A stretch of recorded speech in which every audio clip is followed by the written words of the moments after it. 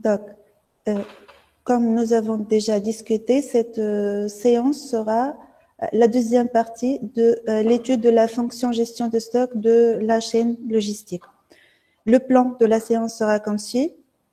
Nous allons commencer par un petit rappel sur ce que nous avons discuté la semaine dernière.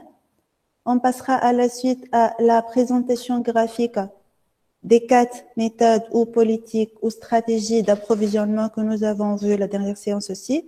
Je vous présenterai par la suite un mécanisme de ce qu'on appelle la régulation des niveaux de stock et on finira par une méthode de segmentation ou de classification des stocks qu'on appelle Pareto. On terminera par un exemple de Pareto. Pour le rappel, nous avons commencé la dernière séance par présenter qu'est-ce que la fonction approvisionnement et stock. Et nous avons dit que le stock revient, la fonction stocker revient à acquérir, mettre à disposition, puis exploiter ce que nous avons stocké pour assurer la fiabilité, la flexibilité et la sécurité des activités de l'entreprise. Et nous avons précisé la différence entre le processus d'approvisionnement et la fonction achat.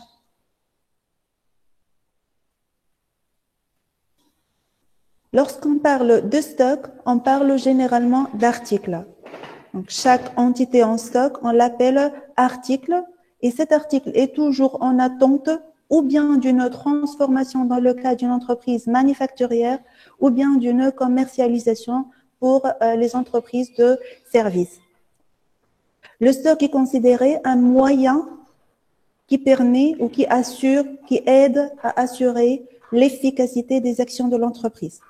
Et je vous rappelle les 3 étapes de la fonction stockée, l'approvisionnement, la mise en attente et puis l'utilisation selon une loi de consommation variable selon l'entreprise, selon le mode de production. Qu'est-ce qu'on peut trouver en stock? On peut trouver des articles en relation avec la production tels que la matière première, les produits finis, les produits semi-finis ou en cours de transformation. On peut trouver des produits techniques et des consommables tels que les petites mécaniques ou les produits de nettoyage pour la maintenance, par exemple. On peut trouver des huiles de lubrification, on peut trouver des utilités, l'eau, l'air comprimé, l'électricité, et on peut trouver plein d'autres types d'articles. Ces articles sont hétérogènes, d'où vient la première raison de ce qu'on a appelé la segmentation de stock, c'est-à-dire trier ces produits hétérogènes selon leurs caractéristiques physiques et logistiques. Caractéristiques physiques, par exemple, on sépare les produits frais des produits secs dans le secteur d'agroalimentaire. On sépare les cartes électroniques des câbles dans la télécommunication. C'est pour des raisons de composition ou de caractéristiques physiques. Et nous avons dit aussi que même pour les produits homogènes, on a besoin d'une segmentation selon les caractéristiques logistiques. C'est-à-dire, par exemple, on peut faire la différence entre les grossistes et les détaillants. On peut regrouper les articles qui vont être approvisionnés à un même client ou à des clients qui ont le même circuit d'approvisionnement. Et ce, même pour les produits homogènes. Et suite à ces 2 exemples de segmentation, on est arrivé à une conclusion qui dit que la gestion de stock revient finalement à une gestion de flux de stockage. C'est-à-dire que la description de stock se fait en une seule fois et c'est la gestion des flux de stock qui se fait tout le temps, qui va se répéter périodiquement. La gestion de stock revient finalement à réguler un flux d'entrée par rapport à un flux de sortie. Nous avons cité plusieurs fonctions qui peuvent se résumer, fonction de stockage bien sûr, fonction de l'opération de stockage, qui peuvent se résumer en une absorption des aléas et une régulation de la production. On stocke pour absorber des aléas et pour réguler la production. Nous avons discuté aussi quelques indicateurs de performance de la fonction gestion de stock. Et nous avons cité surtout les 3 indicateurs, taux de rotation de stock. C'est un indicateur qui mesure le renouvellement de ce stock-là. La couverture des stocks qui mesure la période de couverture du stock à un instant donné. Et le critère ou l'indicateur le plus important qu'on a cité, c'est l'indicateur coût. Pour le coût, nous avons dit que nous avons 2 types de coûts de stockage. Le coût qu'on a appelé coût de pénurie ou de rupture de stock, c'est ce qu'on paye lorsqu'on est en situation de rupture de stock.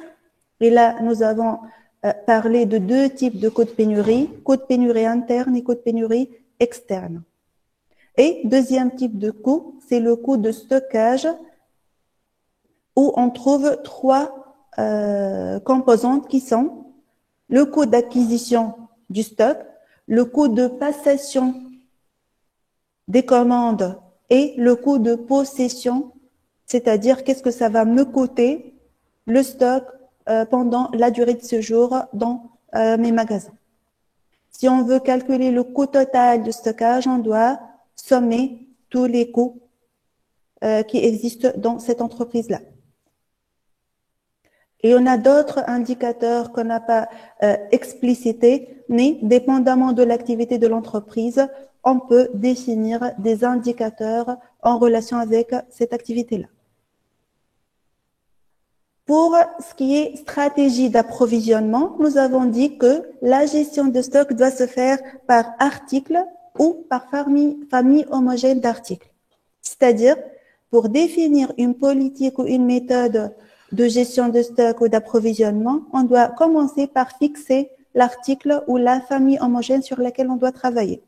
Si on suppose qu'on a déjà défini cette famille-là, on a 2 autres paramètres à fixer, qui sont la quantité à approvisionner qui peut être fixe ou variable et la durée qui sépare 2 approvisionnements successifs qui peut aussi être fixe et variable.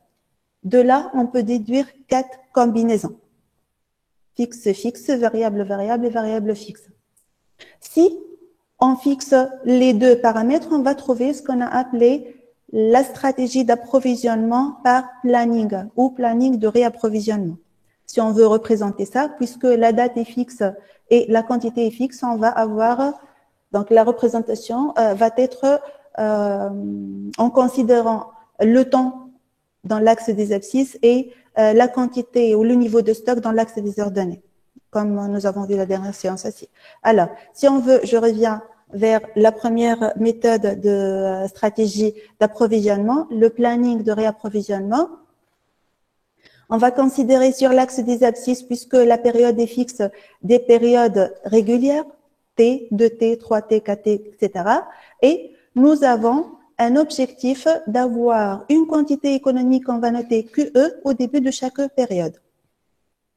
Donc, au début de chaque période, je vais avoir une quantité QE et cette quantité va être consommée au fur et à mesure. Si on veut représenter l'évolution du stock, on va avoir une courbe qui ressemble à ce que vous voyez devant vous ici. Donc, la courbe décroissante, c'est la loi de consommation. Ici, figurativement, nous avons supposé qu'on a une loi de consommation linéaire. Ce n'est pas toujours le cas, mais c'est un cas idéal où on a une consommation régulière linéaire. Et l'approvisionnement se fait au début de chaque période, à l'instant T, 2T, 3T, et à chaque fois, on va commander la même quantité. Le planning de réapprovisionnement est une stratégie appliquée si on a des articles qui sont consommés avec des quantités assez constantes et qui ne sont pas chères. Donc, pour les articles peu chers, consommés en grande quantité assez régulière, la quantité consommée assez régulière. Vous remarquez ici qu'on a un stock de sécurité. Dans l'exemple, j'ai supposé que nous avons un stock de sécurité, mais dans le cas général, on peut ne pas avoir ce stock-là. Donc, on peut avoir une consommation qui peut arriver jusqu'au 0 ici. Pour la deuxième méthode de réapprovisionnement, on a une date variable et quantité fixe.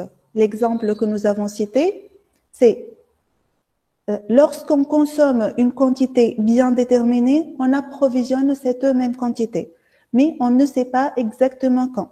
Donc, si on veut représenter cette stratégie d'approvisionnement, on va avoir quelque chose qui ressemble à cette courbe-là. Donc, la consommation n'est pas régulière comme pour le planning de réapprovisionnement, et à chaque fois où on consomme cette quantité qui est égale à QE moins le stock de sécurité dans cet exemple-là, on va approvisionner cette même quantité. Mais on ne sait pas quand est-ce que ça va être exactement. C'est la méthode à point de commande. Quantité fixe et date variable. La troisième méthode de réapprovisionnement, on l'a appelée la méthode de recomplètement. Dans ce cas, on a une périodicité des commandes, mais c'est la quantité qui va être variée. Et l'exemple que nous avons cité, ou je peux vous citer un autre exemple ici, c'est au début de chaque mois, je contrôle l'état du stock et je complète par rapport, dans ce cas, à une quantité QE. La courbe peut être représentée comme ça. Et vous pouvez remarquer qu'au début de chaque période, je vais approvisionner une quantité pour compléter le niveau QE. Donc, j'aurai des quantités différentes selon la période. Donc, la date, elle est fixe. La période qui sépare deux commandes successives est la même, mais c'est la quantité qui est différente. La quantité commandée, bien sûr. Pour la quatrième méthode de réapprovisionnement ou de stratégie de réapprovisionnement, nous avons la date variable et la quantité variable, et nous avons cité par exemple la loi de Poisson pour la gestion des pièces de rechange et l'MRP pour l'approvisionnement des matières premières. L'MRP, vous allez avoir tout un cours sur cette méthode-là avec le module prévision et planification. Pour la gestion spécifique, vous aurez quelques notions de gestion par la loi de Poisson pour le module gestion de la maintenance industrielle. La gestion spécifique, elle est appliquée pour les pièces qui sont très coûteuses et qui ont un coût de pénurie très élevé. Donc, la décision entre stocker et ne pas stocker, elle est difficile parce que les deux coûts de stockage et de pénurie sont élevés. Donc, nous avons besoin de méthodes assez avancées pour pouvoir prendre la décision, pour trouver la quantité optimale à stocker. Donc, voilà ce que nous pouvons présenter comme stratégie d'approvisionnement. Donc, quel que soit l'approvisionnement, quelle que soit la stratégie d'approvisionnement, elle est représentée plus ou moins par l'une de ces trois courbes-là et les cas particuliers de la gestion spécifique. J'insiste sur la remarque que la loi de consommation n'est pas toujours linéaire et schématiquement, c'est présenté ici comme une loi linéaire. Pour les stratégies d'approvisionnement, il y a des situations particulières. Nous avons parlé du stock de sécurité. Je vous ai dit que le stock de sécurité, c'est une quantité qui doit exister en stock, quels que soient les besoins, quelles que soient les commandes lancées. La question maintenant, si on choisit par exemple la méthode de recomplètement, est-ce qu'on peut se trouver dans une situation pareille? C'est-à-dire, est-ce que je peux consommer le stock de sécurité? Est-ce que j'ai le droit de consommer le stock de sécurité en cas de besoin? Normalement, oui. Oui ou non? Je Oui, connais non. Qu'est-ce que ça veut dire un stock de sécurité en fait? Pourquoi on a besoin du stock de sécurité? Pour ne pas être dans une situation de rupture de stock. Donc, le stock de sécurité, il y a plusieurs méthodes de calcul du stock de sécurité. Si on aura du temps, je vais vous proposer une ou deux méthodes de calcul. Il y a même des méthodes graphiques simples qu'on peut utiliser. Le stock de sécurité, on peut considérer ce stock-là comme une commande fixe. Donc, si j'ai besoin de 1000 pièces avec 100 pièces en stock de sécurité, c'est-à-dire comme si j'ai 1100 pièces commandées. Donc, si je vais consommer cette quantité-là pour la période 3, je vais approvisionner la quantité Q3 plus la quantité qui va combler cette quantité consommée du stock de sécurité. Donc, la remarque que j'ai voulu évoquer ici, c'est que le stock de sécurité, c'est un stock mort, oui, mais il est utilisé en cas de besoin. Ce n'est pas un stock à ne pas toucher. On peut consommer tout le stock de sécurité si on a besoin de ça, et c'est la raison de définition d'un stock de sécurité. D'accord? La deuxième situation que j'ai voulu évoquer est la suivante. Est-ce qu'on peut être dans une situation comme celle-là? C'est quoi la situation qui n'est pas normale ici? C'est le fait d'avoir... C'est une situation de rupture de stock. Est-ce que c'est normal? Merci. Je connais la qal, Aminia. Oui. Merci, Amine. C'est une situation de rupture de stock. Mais est-ce que la présentation est correcte ici? Est-ce que je peux avoir un stock physique négatif? Bon, normalement, non, madame. Non. Donc, on ne doit pas représenter la situation. Qu'est-ce que ça veut dire, cette représentation-là? C'est-à-dire que j'ai un besoin qui dépasse les quantités stockées. C'est-à-dire quoi? C'est-à-dire que pendant cette période, j'ai un stock, je suis en situation de rupture de stock. Donc, la représentation doit être comme présentée dans la deuxième figure. Parce que physiquement, on ne peut pas avoir une quantité négative. Donc, cette situation-là, si on veut la représenter physiquement, réellement, dans les règles de gestion, on doit prendre en considération le fait d'avoir une période avec un stock nul. Et comment interpréter cette situation-là? C'est en disant que la quantité demandée ou la consommation, la loi de consommation dépasse mes capacités de stockage. Ou elle dépasse les quantités disponibles en stock. D'accord? Donc, j'ai cette période-là,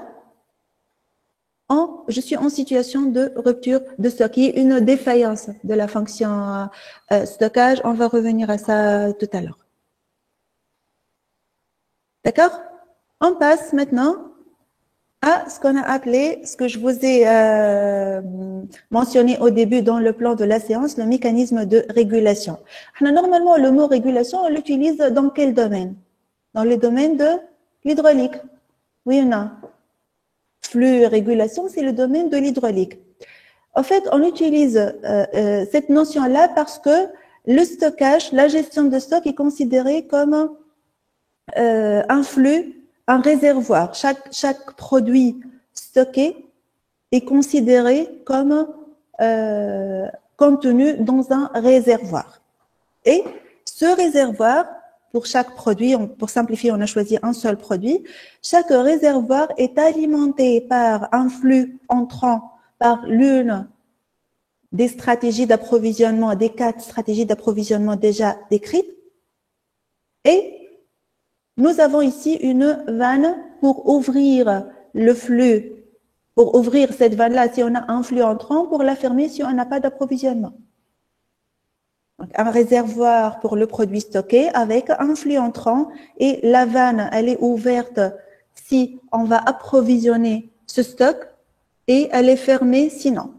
Et comme nous avons une loi d'approvisionnement, nous avons aussi une loi de consommation en flux sortant avec kiff une vanne qui va être fermée si on n'a pas de consommation et va être ouverte si on a une consommation. La gestion de ces deux flux se fait par des documents. Par exemple, on peut avoir un bon de sortie magasin si on a une consommation interne, c'est-à-dire je vais exploiter ce produit-là en interne dans l'entreprise, et si je vais approvisionner auprès d'un fournisseur externe, je lance une demande d'approvisionnement et la réception sera à travers un banc de livraison. Et c'est un exemple de document qu'on peut avoir pour l'approvisionnement et la consommation. Entre le flux sortant et le flux entrant, on a une concertation, une communication ou un feedback. Feedback sur quoi? Sur les flux et leur niveau. C'est-à-dire, chaque fois où j'ai une consommation, je dois envoyer une information, théoriquement, je dois envoyer une information au responsable d'approvisionnement pour avoir une idée sur le niveau de stock. Puisqu'on a évoqué les niveaux, à chaque instant, on doit avoir une idée sur le niveau de stock. C'est-à-dire quoi, niveau de stock à l'instant T? C'est-à-dire la quantité disponible à un instant bien déterminé. Donc, c'est un des niveaux qui doivent être décrits pour chaque article stocké. Qu'est-ce qu'on peut définir comme niveau autre que le niveau à un instant T? Il y a deux niveaux évidents. Il y a même trois niveaux que vous connaissez. Qu'est-ce qu'on peut avoir? Dans quelle situation on peut se trouver? On peut se trouver dans un stock vide. Oui ou non? Et dans ce cas, on parle tout simplement du stock nul ou du niveau égal à 0 de stockage. Donc, le niveau le plus bas du stockage, c'est le stock nul. Le niveau maximal, comment on appelle le niveau maximal du stockage? Comment on peut appeler ça? C'est C'est l'accès du stock? la capacité de stockage. C'est la capacité de stockage. Donc, le niveau minimal, c'est le stock nul. Le niveau maximal, c'est la capacité de stockage, c'est-à-dire la quantité maximale qui peut être contenue dans ce stock-là, pour un produit bien défini, bien sûr. Et vous connaissez aussi le stock de sécurité, qui est la quantité minimale qui doit exister en stock, même si on n'a aucun besoin de cet article-là. Si, par exemple, on va adopter une politique de réapprovisionnement par recomplètement, je dois aussi définir le niveau de recomplètement. Si on a une autre stratégie, on a d'autres niveaux à définir. Dans l'exemple, j'ai choisi le niveau de recomplètement. Voilà les différents niveaux qui doivent être définis pour n'importe quel article stocké ou quel produit stocké. On dit les deux lois de consommation et d'approvisionnement et les différents niveaux avec certainement une communication entre le flux sortant et le flux entrant. La communication peut se faire dans le cas idéal à travers un système d'information.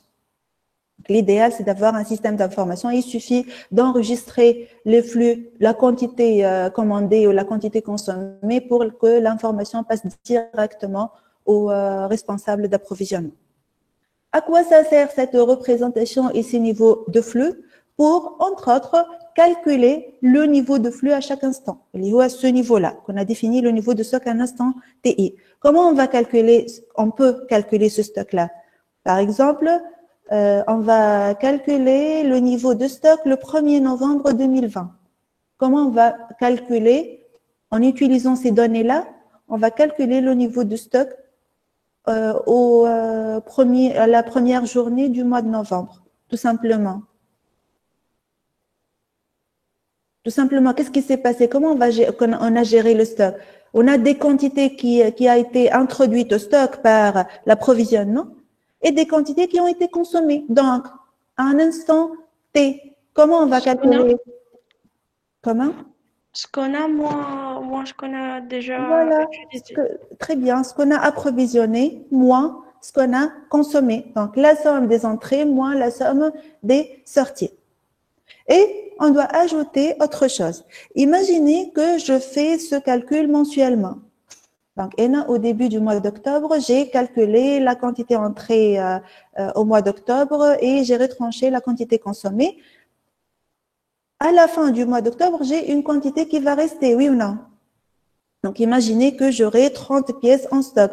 Je dois les ajouter pour le mois de novembre. Donc, à la fin de novembre, je dois sommer la quantité au début du mois, ajouter les quantités qui vont être approvisionnées et retrancher les quantités qui vont qui ont été achetées qui ont été utilisées pour le mois d'octobre, N-1 normalement. D'accord? Donc, à la fin du mois, nous aurons la quantité au début du mois plus la somme des entrées moins la somme des sorties. مش au début novembre, fin novembre. C'est I. Donc, à la fin du mois, l'état du stock à la fin du mois égale la quantité stockée au début du mois plus les sommes des entrées moins les sommes des sorties. Je vais vous poser une question. Si on est dans cette situation-là, dans la situation de rupture de stock, la quantité au début du mois sera comment? La quantité au début du mois, C'est comment ça? normalement zéro. C'est pas zéro, ça va être une quantité négative pour remplacer le stock de sécurité. Le- D'accord? Oui. Donc, j'aurai un besoin. Donc, j'aurai ici une quantité négative. Lorsqu'on écrit ici une quantité négative, c'est-à-dire que j'étais à la fin du mois précédent en situation de rupture de stock. Et pour remplacer, pour combler cet écart pour le stock de sécurité, je dois remplacer la quantité consommée. D'accord? D'accord. Une question, comment on peut déterminer la quantité de stock à la fin du mois? Comment on peut déterminer cette quantité-là, N0? Comment on appelle la détermination de la quantité physique réelle dans un stock? On appelle ça un...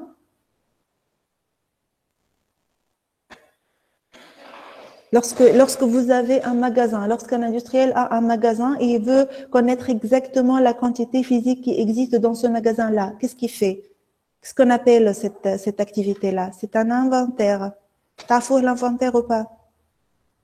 Oui, t'as fait l'inventaire. Qu'est-ce que ça veut dire? Non, madame. Non? L'inventaire, c'est une comptabilisation. Vous n'avez pas fait de stage pendant l'été? Si, madame, mais ça dépend du stage fait. Mais pour connaître la quantité au début, voilà, pour connaître dans le cas général, pour avoir une idée sur la quantité qui existe réellement en stock, on fait ce qu'on appelle l'inventaire. Généralement, l'inventaire, il est annuel, mais on peut faire un inventaire si on a un stock qui n'est pas trop volumineux. On peut avoir des stocks même mensuels et hebdomadaires.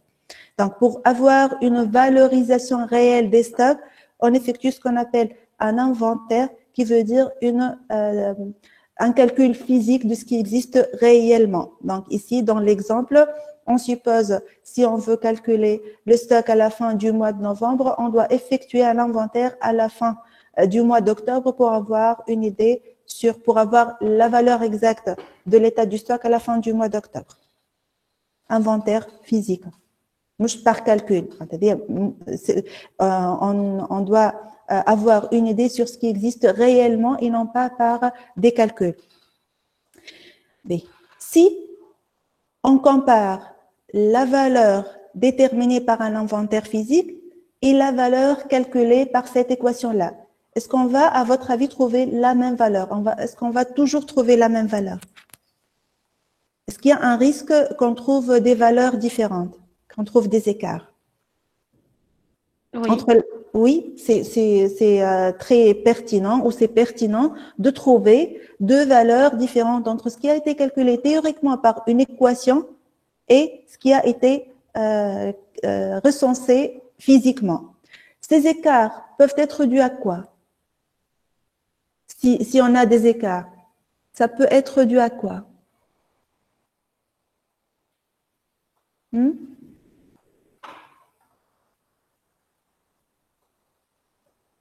Alors, ça peut être dû à des erreurs de saisie. Ça peut être dû à des pirates, à une manque de rigueur. C'est-à-dire quoi? Erreur, c'est-à-dire par exemple erreur de réception. On s'est trompé dans les quantités reçues. Des lacunes et des pirates, les vols par exemple. Manque de rigueur, je reçois 5 commandes, chaque commande elle est de 525 éléments, de 525 articles. Et le magasinier enregistre à chaque fois 500 articles. C'est pas rigoureux, c'est pas très faux. Et il a pensé que 12 articles, c'est pas très important à prendre en considération. Le cumul de ces 12 articles a engendré des écarts entre le calcul théorique et le calcul ou la détermination physique des inventaires. Donc, quand est-ce qu'on va avoir un écart on peut avoir un écart entre l'équation théorique de calcul du niveau de stock à un instant T et les inventaires effectués, les inventaires physiques effectués, si on a des saisies erronées dues à des erreurs, des lacunes, des pirates ou des manques de rigueur. Et dans ce cas, on a besoin de ce qu'on appelle des inventaires de recalage, c'est-à-dire l'étalonnage. Comme on dit l'étalonnage pour les appareils de mesure, le recalage du stock, c'est une vérification physique de ce qui existe dans le stock réellement pour éviter ces saisies, pour éliminer les valeurs erronées et mettre à jour l'équation de calcul du niveau de stock à un instant bien déterminé. Si on a des saisies parfaites, la formule suffit pour avoir une idée sur le niveau de stock à l'instant T.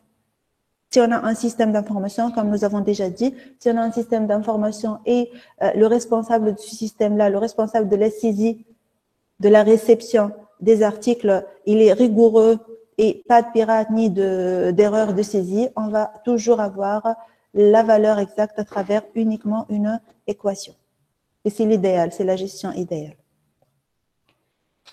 Revenons à la représentation du mécanisme de régulation et je vais vous poser la question sur les situations de défaillance pour la gestion de stock. Nous avons parlé déjà d'une des situations qui est la situation de rupture de stock.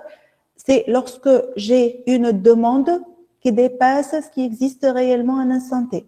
Donc, le flux sortant dépasse la quantité en stock à un niveau, à un instant T. C'est-à-dire, le flux, le débit ici, la loi de consommation dépasse le niveau là. Avec les niveaux de stock à un instant T. Est-ce que vous pouvez imaginer une autre situation défaillante en se basant sur les différents niveaux ici? Quel type de problème on peut rencontrer en relation avec les niveaux de stock? Est-ce que vous pouvez imaginer une situation défaillante? L'inverse de rupture de stock, c'est quoi? La situation inverse d'une rupture de stock.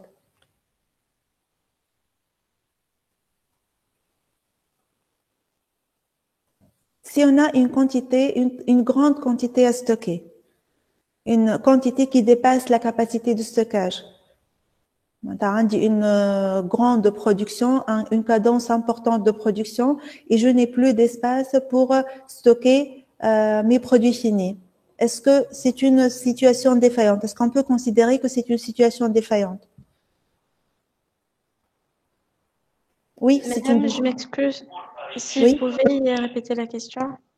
Oui. Si on a une quantité à stocker qui dépasse ma capacité de stockage, est-ce que cette situation peut être considérée comme une situation défaillante? Est-ce que c'est une mauvaise situation? Oui, c'est sûr. Oui, oui, c'est une mauvaise situation qu'on appelle situation d'embouteillage. Donc, la deuxième défaillance, la deuxième situation de défaillance qu'on peut avoir pour la gestion de stock, c'est une situation où on a une quantité à stocker qui dépasse la capacité de stockage. Ce n'est pas le surstockage, hein. C'est le surstockage peut être, je peux être dans une situation de surstockage sans être dans une situation d'embouteillage. C'est-à-dire les niveaux de stock dépassent mes objectifs sans dépasser mes capacités de stockage. L'embouteillage, c'est une situation pire que le surstockage. C'est très mauvais. En même temps, je vais perdre le produit et je vais être obligé de dépenser davantage pour stocker ces produits-là, si je parle de l'exemple des produits finis. Donc, deux exemples de défaillance pour la fonction de gestion de stock, c'est deux situations inversées, si vous voulez. Une situation de rupture de stock, lorsque la consommation ou la demande dépasse ce qui existe dans le stock, et la situation d'embouteillage, lorsque la quantité existante dépasse ma capacité de stockage. Pour la troisième partie de ce cours, la méthode ABC, Pareto ou 20-80. Est-ce que quelqu'un a une idée sur cette méthode-là? À quoi ça sert cette méthode ABC? Est-ce que vous avez déjà vu la méthode ABC dans un module? Voilà, je commence à 0. Oui, madame, commencez à 0. Vous n'avez pas d'idée sur la méthode. D'accord. La méthode ABC, appelée parfois Pareto et 20-80. Vous allez comprendre pourquoi parfois. C'est une méthode de classification de stock. C'est-à-dire quoi, classification? C'est-à-dire, on doit quantifier les caractères à étudier. Par exemple, c'est une méthode de classification de la valeur de stock, c'est-à-dire déterminer quels sont les articles qui ont la valeur la plus importante. Me permet de déterminer les articles, si on parle de stock, hein, me permet de déterminer les articles qui sont consommés en grande quantité par rapport aux autres articles. Pour la maintenance, par exemple, ça permet de déterminer quels sont les équipements sur lesquels j'ai le plus grand nombre de pannes. Quelles sont les pannes ou les défaillances qui coûtent les plus cher. Et dans le cas général, le critère étudié, 80% du critère étudié est causé par 20% des équipements étudiés, par exemple. Dans le cas général, vous allez comprendre pourquoi. Donc, pour le moment, on va retenir que la méthode ABC au Pareto, c'est une méthode de classification qui peut très bien être utilisée pour la gestion de stock, pour la gestion de la maintenance ou pour même l'économie. L'origine de cette méthode-là, je vais passer par la suite comment on va mettre en place et tracer la courbe, le diagramme, mais juste historiquement, d'où est-ce que l'idée est apparue? L'idée est apparue en Italie avec, je pense son nom c'est Alfredo, mais le prénom c'est Pareto. Il a remarqué que 80% des impôts de l'Italie sont payés par 20% des Italiens. C'est-à-dire, c'est une conséquence d'une situation où 80% de la richesse ou de l'argent de l'Italie, c'est entre les mains de 20% des Italiens. Donc, c'est là où est apparu le nom de 20-80. C'est-à-dire 80% d'un critère bien déterminé, il est assuré par 20% d'une population dans le cas des impôts. Au début, c'était appliqué dans les calculs des impôts et des richesses, et puis ça a été adopté comme toute autre notion pour la production, pour la maintenance, pour la gestion de stock et pour tous les domaines de gestion de la production. L'objectif de l'analyse au diagramme aux méthodes ABC, c'est de déterminer un ordre décroissant d'un critère d'importance. Donc, déterminer un critère, repérer un critère qui peut être des causes, des solutions, des idées pour les nouveaux projets, par exemple, et trier par importance relative, trier dans l'ordre décroissant d'importance différents critères. Pour faire quoi? Pour orienter la réflexion vers des causes plus efficaces. C'est-à-dire, imaginez que vous avez 100 causes de défaillance. Vous avez recensé pour un atelier, pour un grand atelier de fabrication, 100 causes de défaillance. Et mon objectif, c'est de diminuer le coût d'intervention. Ce n'est pas possible de travailler en même temps sur les 100 causes. Qu'est-ce que je peux faire donc? Je peux appliquer l'analyse ou le diagramme ABC pour trier selon un critère de coût de défaillance, un critère quantifiable de coût de défaillance, pour déterminer les causes les plus coûteuses. En agissant sur ces causes les plus coûteuses, je peux être fiable et efficace pour agir sur la totalité des coûts de défaillance. Mais si on parle de défaillance, on va avoir par la suite un exemple sur le nombre de pièces stockées. Le principe, c'est de classer dans un ordre décroissant d'importance un critère d'une liste à l'origine d'un effet. Donc, si on parle de cause-effet dans ce cas.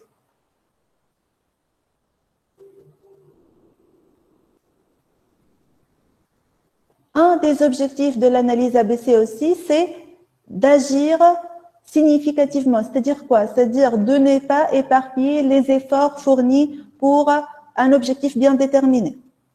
Éviter les gaspillages toujours.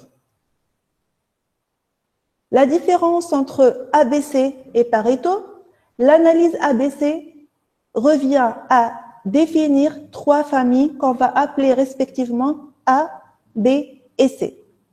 Pareto, c'est un cas particulier d'analyse ABC où la famille A, qui est la famille la plus importante, représente 20% des causes et 80% de critères étudiés. Donc, le diagramme Pareto, c'est un cas particulier de l'analyse ABC. C'est-à-dire que dans le cas général, on parle d'une classification par la méthode ABC. Et si cette classification aboutit à une famille A formée par 20% de critères, causes par exemple, qui sont à l'origine de 80% de l'effet, on parle dans ce cas d'un cas particulier de diagramme de Pareto. L'objectif de l'analyse ABC est toujours de tracer un effet cumulé, un pourcentage cumulé d'effets en fonction de causes, dans l'exemple de cause-effet. L'objectif ou le résultat est toujours une courbe qui a cette forme-là. Quel que soit le problème étudié, on cherche toujours à avoir une courbe qui a cette forme-là. La méthodologie de traçage de la courbe fait en sorte que, quelles que soient les données étudiées, on va avoir cette forme-là avec, bien sûr, des courbures différentes.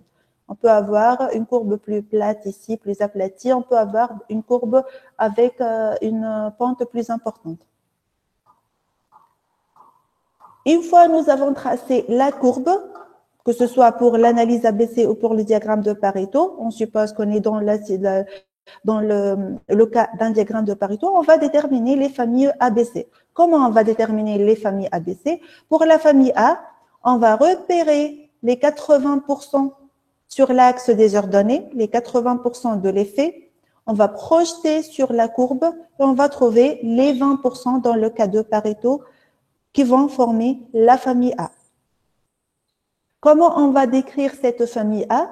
C'est un nombre réduit, dans ce cas de causes, qui participent à 80% de l'effet. Donc, c'est une famille très importante par rapport à l'effet étudié. Donc, c'est un nombre réduit d'entités étudiées qui participent avec à 80% à la réalisation de l'effet étudié.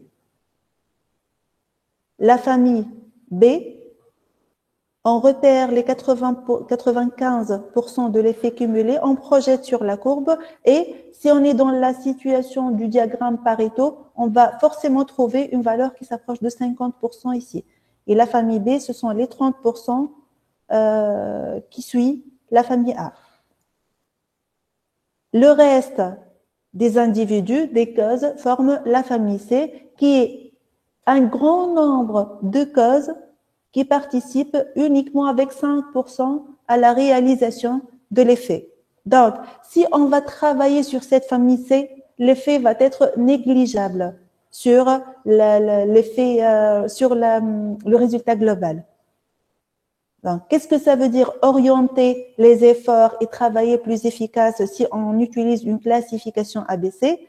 C'est-à-dire travailler sur un nombre réduit de causes pour avoir un impact important, puisque travailler sur 20% de la famille A ici va avoir une influence sur 80% de critères. Et pour la famille C, c'est le cas inverse. Le 50% des causes des individus ne participent qu'avec 5% pour l'effet étudié. Ce qui est à retenir ici, c'est qu'on cherche toujours cette courbe-là et à partir de cette courbe-là, on va déterminer les familles ABC.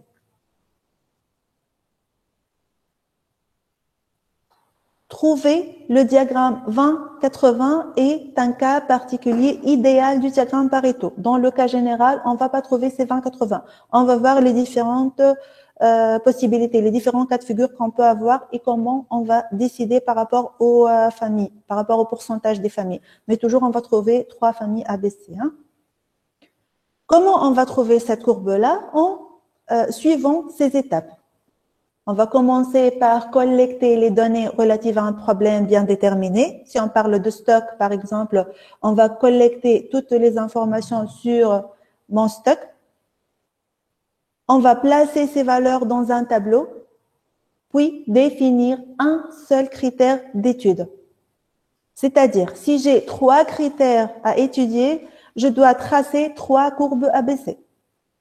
Une courbe ABC correspond à un seul critère d'étude. Donc, une fois on a collecté les données et défini le critère d'étude, on commence à trier les sujets dans un ordre décroissant. On calcule ce qu'on appelle la valeur cumulée, le pourcentage cumulé et on trace le graphe. Je vais vous présenter un exemple concret sur les 3 étapes 4, 5, 6.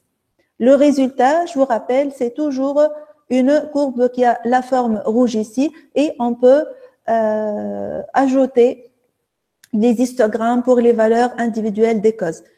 Pourquoi on a cette forme décroissante? Parce que la première étape ici, la quatrième étape de calcul, quatrième étape de la méthode, c'est trier les sujets dans un ordre décroissant. Donc logiquement, on va trouver un histogramme avec des valeurs décroissantes.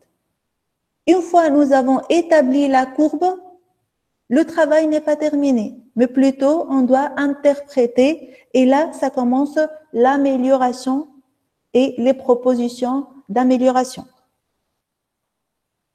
Donc, Pareto, c'est une étape pour commencer le chantier d'amélioration. Ce n'est pas une finalité, c'est un outil d'amélioration. L'étape d'interprétation est primordiale. Donc, on n'a rien à faire avec Pareto, avec ABC, si on ne va pas interpréter et proposer des améliorations. On va commencer maintenant. Bon, les interprétations, ça dépend du problème, ça dépend de l'objectif, ça dépend des données dont on dispose et ça dépend des investissements qu'on peut mettre en œuvre. Donc, pour le moment, je vais vous proposer un exemple pour arriver à cette courbe-là et par la suite définir la première étape de l'interprétation, c'est la définition des 3 familles ABC. Hein. Donc, on va considérer un exemple pour répondre à la question comment créer ce diagramme ABC. On va considérer, puisqu'on travaille dans la gestion de stock, on va considérer 10 articles en stock et on suppose qu'on a collecté des informations sur le nombre de pièces stockées, sur la consommation de chacun de ces articles-là, l'espace consommé pour le stockage de ces articles et la valeur monétaire, c'est-à-dire la quantité stockée multipliée par la valeur unitaire. Et on peut avoir d'autres données. C'est la première et la deuxième étape, c'est-à-dire la collecte de données et la mise sous forme de tableau de ces données-là. L'étape suivante, on doit choisir un de ces critères pour travailler une courbe ABC. On va par exemple choisir le premier critère. Si on veut travailler sur 2 critères, on doit tracer 2 courbes ABC. Je vais considérer que je vais travailler sur le nombre d'unités stockées. Pour travailler sur ce nombre-là, on doit avoir un objectif. Qu'est-ce qu'on cherche par cette classification? Et quel est le problème qu'on cherche à résoudre? On va dire par exemple que l'objectif global, c'est d'améliorer le système de gestion de stock.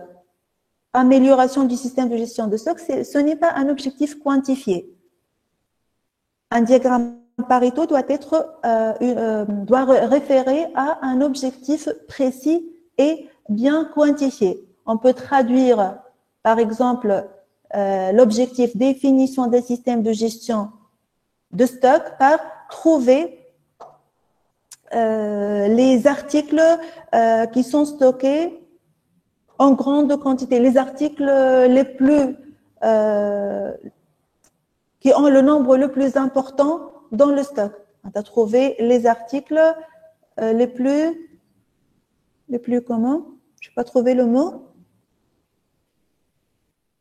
Les plus nombreux. Trouver les articles qui existent le plus dans le stock. Donc, on cherche parmi ces 10 articles. Quels sont les articles qui existent le plus dans le stock? On va pour ça classer selon un diagramme ABC en se basant sur l'article nombre de pièces, sur le critère nombre de pièces stockées. Quelles sont les étapes à suivre? On va commencer, quatrième étape, si vous vous rappelez, c'est l'ordre décroissant. Donc, on va mettre ces données-là dans un ordre décroissant. L'article qui existe le plus dans le stock, c'est l'article 2 avec 20 000 unités. L'article 6 avec 15 000 et l'article qui a le nombre le plus petit, c'est l'article 5 avec 500 unités. Donc, la première étape, c'est mettre dans l'ordre décroissant les données dont on dispose. L'étape suivante, c'est calculer ce qu'on appelle la valeur cumulée. C'est-à-dire quoi, une valeur cumulée? Par exemple, bon, bien sûr, pour la première valeur, on met la même valeur.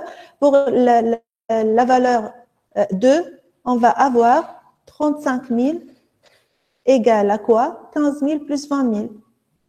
Donc, on va sommer la valeur juste au-dessus avec la valeur à gauche. C'est ce qu'on appelle une valeur cumulée.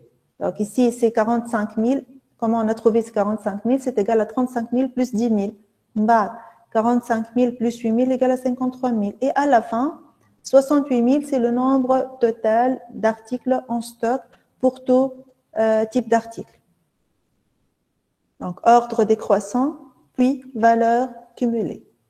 L'étape suivante, c'est le pourcentage cumulé.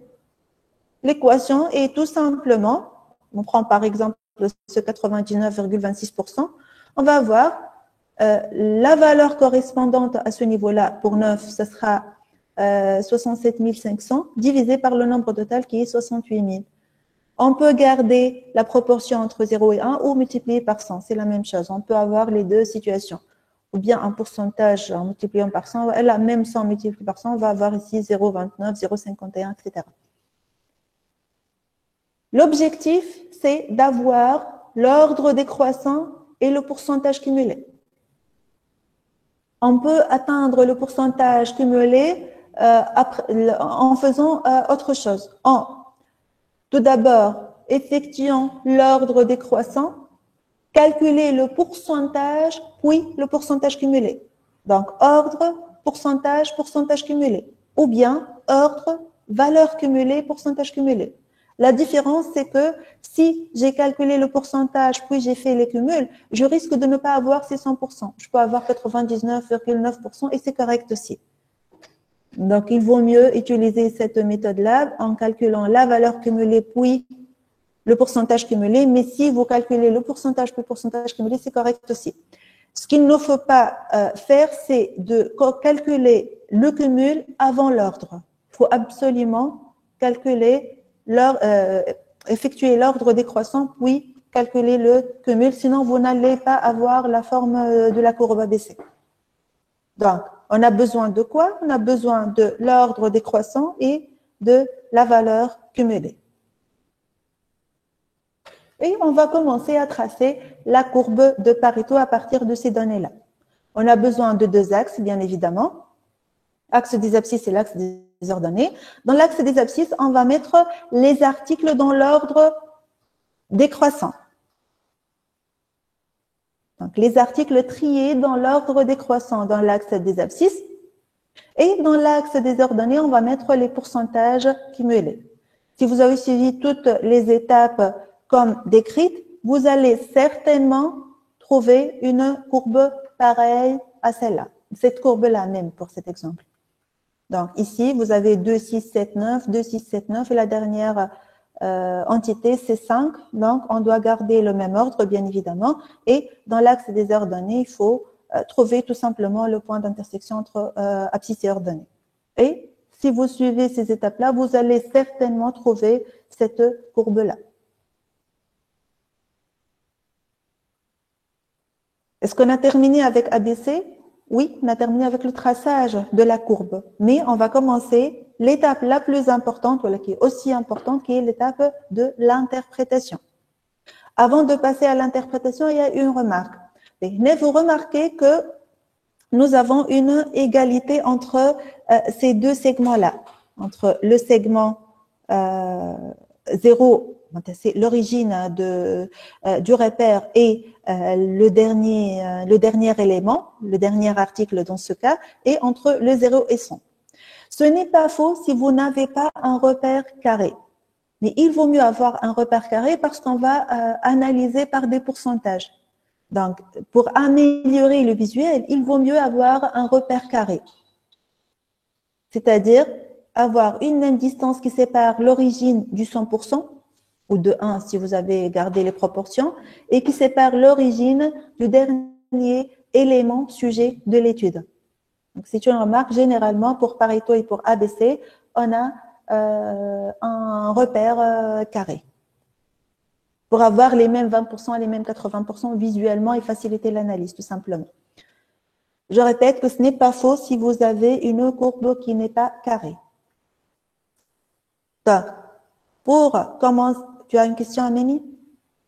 Non, non, madame, vous voulez dire de carré le repère d'angle 90, معناها. لا هذاك orthogonal. هذاك أي c'est pas orthogonal. carré. هذاك Ah, d'accord, forcément. d'accord. Carré, c'est avec orthogonal, forcément, on doit avoir un repère orthogonal avec 110. ليه قعدت نغزر.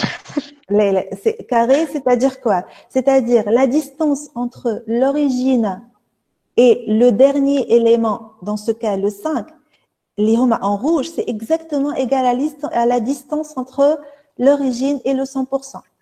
Ah, d'accord. Donc, D'accord? d'accord. Ah, mais orthogonal, c'est obligatoire.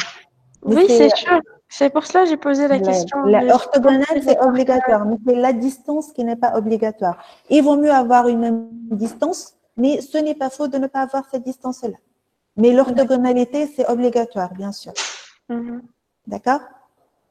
D'accord, merci. Merci. Donc, on passe à l'interprétation en commençant par la définition des familles ABC.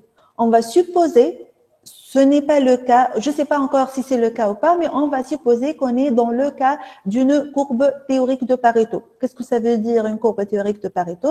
C'est-à-dire 20% des articles correspondent à 80% de la valeur du critère. 20% suivants, les 20% suivants correspondent à 10%, c'est-à-dire la famille B, et les 20%, les 60% qui suivent, 20%, 60, les hommes que nous 100%, correspondent à la famille C. Donc, on va avoir cette courbe-là. Donc, c'est 60. Vous gardez cette image-là. Alors, 20% pour la famille A, 20% pour la famille B et 60% pour la famille C. C'est-à-dire quoi? Si on veut interpréter maintenant, on a des articles et des quantités stockées, un nombre stocké. C'est-à-dire quoi? Comment je vais décrire la famille A? Qui peut me décrire la famille A?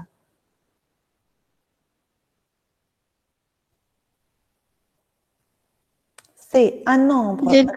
Oui. Pour 20% des éléments stockés, on a 80% de valeur de critère.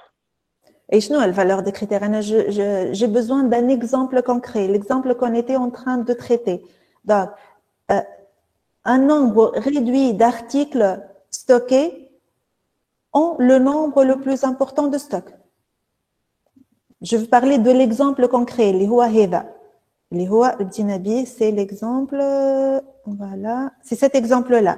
Donc, on dit des articles, on dit 10 articles et une quantité stockée par article. Et j'ai tracé le Pareto correspondant, l'ABC dans le cas général correspondant. Donc, comment je vais interpréter ces familles-là? Je vais dire, la famille A, c'est un nombre, c'est 20% d'articles, un nombre réduit d'articles qui forme 80% du volume de stock. D'accord? Et la famille C, c'est un grand nombre d'articles par rapport aux 20%, c'est 3 fois. Si on parle en termes de pourcentage, c'est 3 fois le nombre d'articles de la famille A, mais qui représente uniquement 10% du stock. Donc, si je vais agir sur le volume de stock Est-ce qu'il vaut mieux agir sur la famille C ou la famille A pour être plus efficace? C'est agir sur la famille A, bien sûr. L'effet sera plus visible sur la totalité du stock. D'accord? Donc, la famille A, c'est un nombre réduit d'articles qui existent en grande quantité dans le stock. La famille C, c'est un nombre très réduit, voire le tiers du nombre d'articles de la famille A qui existe uniquement, qui représente uniquement 10% du volume de stock. Ça, si je suis dans le cas idéal théorique de Pareto, c'est-à-dire dans le cas du diagramme 20-80. Comment je peux vérifier si je suis ou pas dans une situation de Pareto? Si je suis dans le cas général d'un diagramme ABC ou je suis dans le cas particulier de Pareto. Ce qu'il faut faire, c'est de comparer la courbe, cette courbe-là que j'ai tracée à partir des données traitées, comparer cette courbe-là par rapport à 3 autres courbes. À la courbe théorique de Pareto qui correspond à 80-10-10 du critère, et bien 80-10-10, donc 80 pour la famille A, 10 pour la famille D et 10 pour la famille C. C'est une courbe théorique idéale de Pareto. Par rapport à une deuxième courbe qu'on va appeler courbe extrême 1, en supposant que un seul produit correspond à 100% de la valeur du critère. Notre valeur de critère, c'est la quantité stockée et la quantité totale stockée, c'est 68 000. Donc, la courbe extrême 1, c'est une courbe qui suppose que j'ai un seul article stocké avec une quantité de 68 000 unités. Deuxième courbe extrême, on va considérer que chacun des 10 articles stockés a la même importance. Si ils ont la même importance, on va avoir une courbe comment? Une courbe diagonale. Donc, si on va tracer toutes ces courbes-là, donc la courbe entrée continue ici, c'est quoi? C'est la courbe qu'on a tracée suite au traitement de données. C'est cette courbe-là. La courbe entrée continue, c'est cette courbe-là. La courbe entrée interrompue ici, c'est la courbe théorique de Pareto en considérant 80% pour la famille A, 10% pour la famille D et 10% du critère pour la famille C. Pour la courbe extrême 1, c'est cette courbe-là. C'est une courbe qui suppose que j'ai un seul article stocké à 100%. Donc, j'aurai un seul article stocké à 100%. On va supposer, bien sûr, que c'est le premier article dans ce cas. Donc, j'ai un seul point. Je vais juste joindre l'origine à ce point-là. La courbe extrême 2, on va supposer que tous les articles ont une même importance. Et dans ce cas, si j'ai une courbe carrée, j'aurai une droite qui lie les deux extrémités ici, le 0 et l'extrémité. D'accord?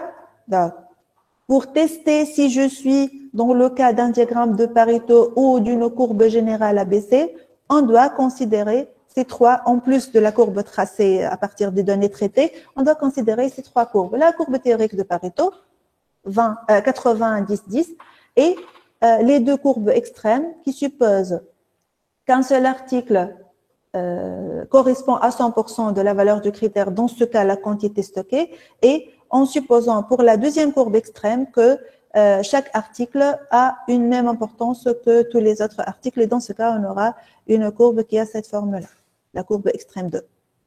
Et à partir de ce traçage-là, on va calculer ce qu'on appelle le ratio de discrimination. On va noter RD qui est égal algébriquement à la longueur du segment CB, c'est l'intersection de deuxième diagonale avec la courbe réelle. La longueur du segment CD divisée par la longueur du segment AD.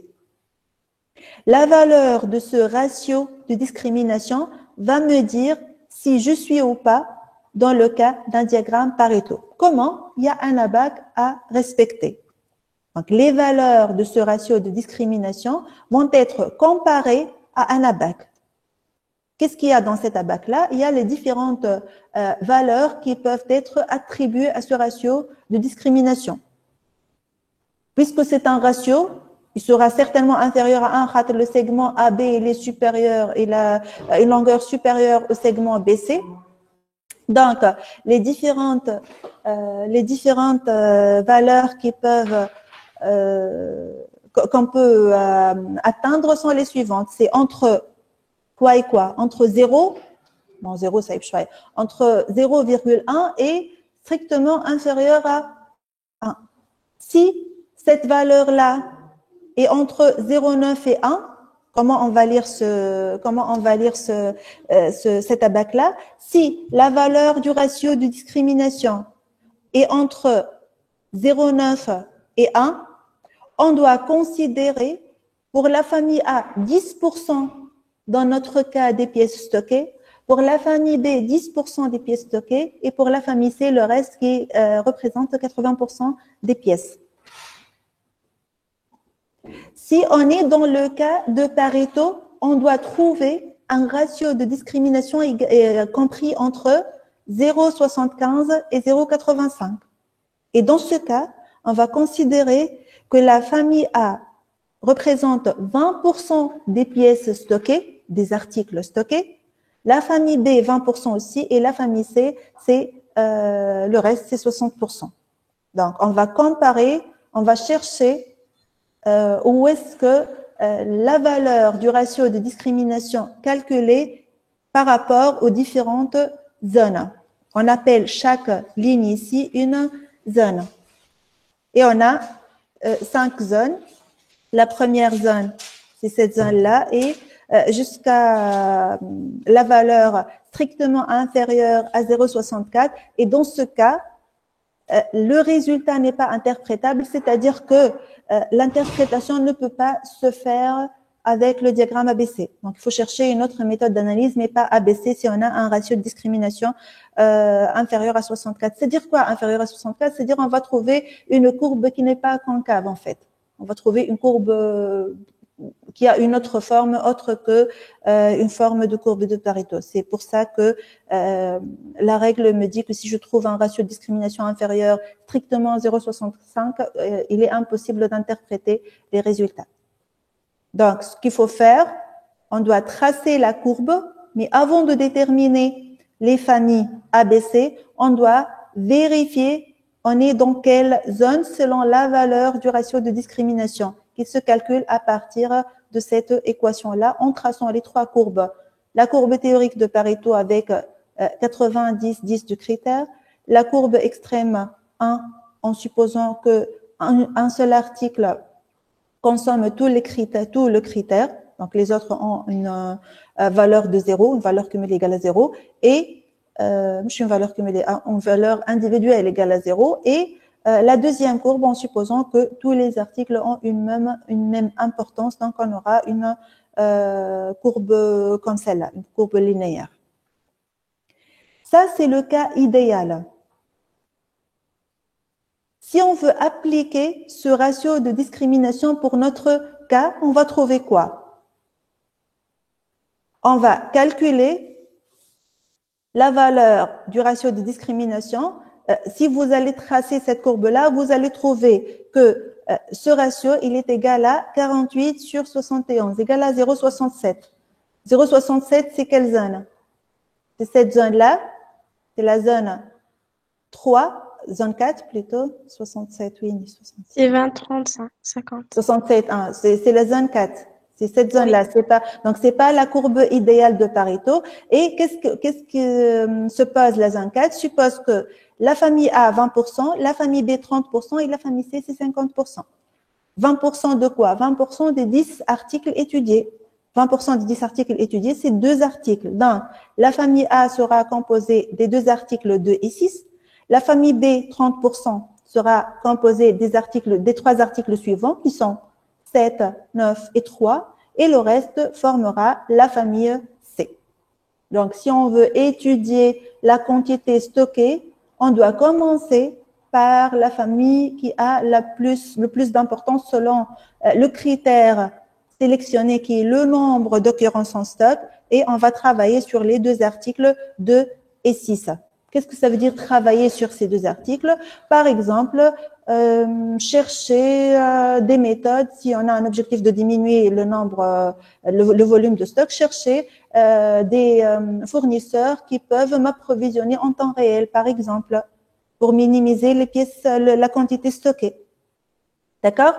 On peut chercher d'autres actions si l'objectif est atteint. Si en travaillant sur les deux éléments 2 et 6, l'objectif est atteint, on va s'arrêter. Donc, c'est bon, l'objectif est atteint. Sinon, on commence à travailler sur les premiers éléments de la famille B. Donc, si l'objectif n'est pas atteint, j'ai un objectif de diminuer le volume de stock de 10%, et j'ai tout fait avec les deux articles 2 et 6, et quand même, je n'ai pas réussi à diminuer le volume de stock de 10%, je peux commencer à travailler sur l'article 7. D'accord? Mais ça sera moins utile de commencer à travailler sur les articles de la famille C parce qu'ils ont un volume qui n'est pas important par rapport aux autres articles considérés. Je reviens rapidement vers le traçage de la courbe. Pour vous, vous n'avez pas théoriquement à calculer ce ratio de discrimination. J'ai évoqué ce ratio-là parce que j'ai remarqué que c'est très utile pour les PFE et pour le travail par la suite. Pour vous, ce qui est le point où vous devez vous arrêter pour un examen ou un exercice noté, si vous voulez, c'est ce point-là. Il faut être capable de appliquer la méthodologie de traçage du diagramme, tracer la courbe et déterminer les familles ABC. Comment on va déterminer les familles ABC? Il y a différentes méthodes. Ou bien on considère que c'est un Pareto. On considère par défaut qu'on a une famille A qui consomme 80% du critère, etc. Ou bien, parfois, on a des courbes, elles affirment des pentes, où on trouve des pentes, donc des courbes qui ont cette forme-là, si vous arrivez à voir la souris. Donc, on a des courbures, des changements de direction, si vous voulez. Donc, on va repérer là où on a un changement de la direction. Sinon, on va considérer que les premiers éléments forment la famille A, puis on va considérer 50% pour la famille C. C'est ce qu'on fait généralement. Si vous voulez être rigoureux, vous appliquez cette règle de ratio de discrimination. L'application n'est pas difficile, sauf qu'il faut avoir un peu de temps pour tracer la courbe, surtout théorique de Pareto. D'accord? Ben, vous devez être capable de tracer la courbe de Pareto et de déterminer, de classifier, si vous voulez, les familles ABC, en particulier en considérant une courbe théorique de Pareto avec 20-80 et dans le cas général, on considère que la famille C est formée par 50% des cas. Donc, dans le cas général, on considère la situation de la zone 4, 20, 30, 50. D'accord?